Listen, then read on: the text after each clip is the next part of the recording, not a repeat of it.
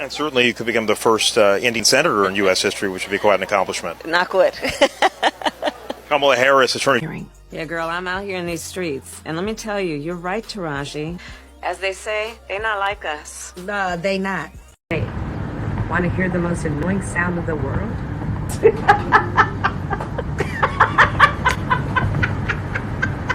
Hey.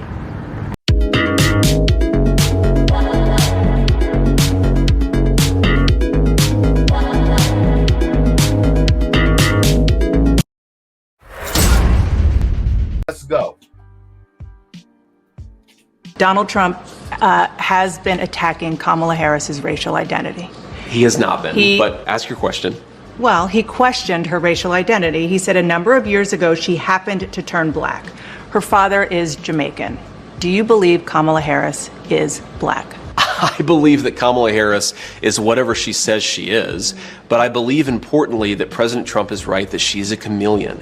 She pretends to be one thing in front of one audience. She pretends to be something different in front of another. They took that chameleon word from the black manosphere, FYI. Other audience.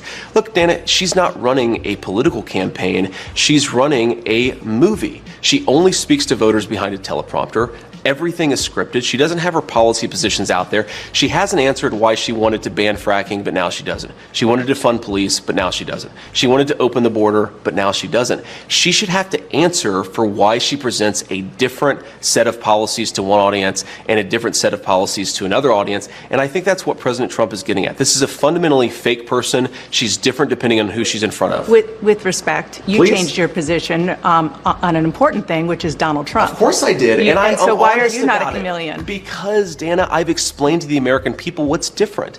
People change their minds when the facts change, they should. But if you want to be the people's vice president or president, you should have to stand before an interviewer and say, this is why I changed my mind. So to everybody who's seen that I criticized Donald Trump since he asked the question, here are two things. You didn't just criticize him. You said he could be America's Hitler. Well, that's a criticism, and I didn't say that exactly, but set that to the side. What I said about Donald Trump and what I believed about Donald Trump, two things that really change. First of all, I didn't think Donald Trump would be a good president. He was a great president. Wages were rising. The world was more peaceful. Remember, when Donald Trump was running for president the first time, they said he would start World War III. He brought more peace to the world than any president of my lifetime.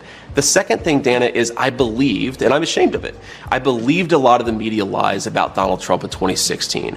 I believe that he said things like, for example, the media said Donald Trump accused all Mexicans of being rapists and criminals. You actually look at what he said, he did not say that at all. And I think it's important when you see something, you change your mind, and that's all I've done. And my pitch to the American people would be, I imagine a lot of folks who are thinking about voting for Donald Trump in 2024, maybe they've bought in to the media lies about him. Think for yourself, look at what he actually said, and I think you'll find that he's, one, a very engaging guy, but two, was a very good president. There aren't media lies. Damn, that boy is good. You see what he took both of them.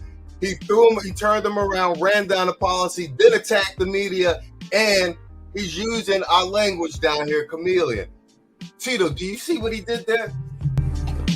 Yep. That was brilliant. Yep. That's why they want to. That's why they want to get rid of us. But you know what, man? I don't really trust J.D. Vance either, because I would want somebody that was down from day one. I don't trust him either. But hey, if that's his pick, that's his pick. But CNN, man, CNN with this lame ass interview style. I don't know when are they gonna get tired of this. I don't know when they go start getting. And Dana Bash looks like a goddamn Afghan dog. You know them lanky dogs you see like people walking in the park. Yeah, god damn. But with a turtleneck on. Yep.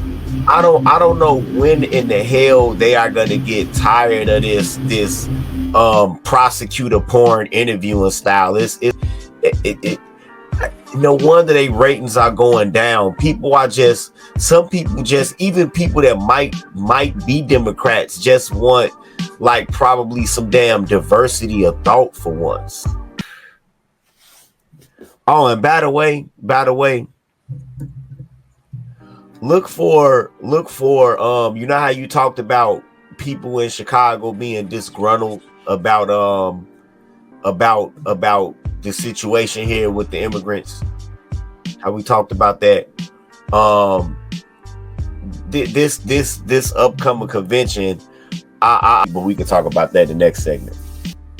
So you got to address those elephants in the room, because if you don't, you look like just as bad as a hypocrite on the other side. Because as you know, Kamala called Joe Biden a racist.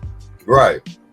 So it's like, and she never really addressed that shit. Well, at least I'm not privy to that. If she did, somebody in the chat can correct me. But he took it on head on and like, listen, man, that's a manly thing. Because I mean, we know how it goes. Sometimes you ain't fucking with somebody and you say something based on how you say, and then when you get more information, okay, bet I'm gonna walk you back in for this reason. So listen, that's just how the game goes. So from a public perception standpoint, that's the perfect play to address what you said head on and move forward. But you can't ignore it. So it seems like on that left side, they're ignoring that shit, and nobody's really calling them to the carpet on that. And what I'm thinking is Trump is going to do that shit as time progresses, because I think it's going to be an easy dog walk, in my opinion. But listen, I landed the plane here, man. J.D. Vance, for a dude who I didn't know, didn't care about, he's doing things the right way to ingratiate himself with the public, to walk down on his other vice president adversary, and also walk down on Kamala, man. So I'm fucking with it, man. All right. While they waiting for that, let me remind y'all of something. In the whole debate about taxes on tips and all of that, the only reason that we even have this today is because of the Democrats. The Democrats under Tip O'Neill back in the 80s, they caved to the restaurant lobby. Because the restaurant lobby was the last people in the country that were against raising the minimum wage.